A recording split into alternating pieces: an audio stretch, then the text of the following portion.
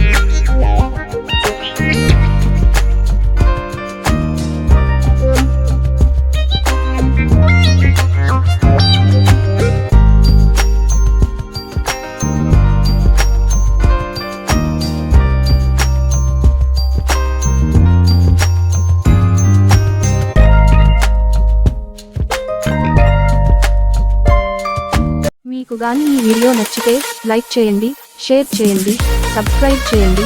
మరిన్ని వీడియోల కోసం గంట సింబల్ని ట్యాప్ చేయండి.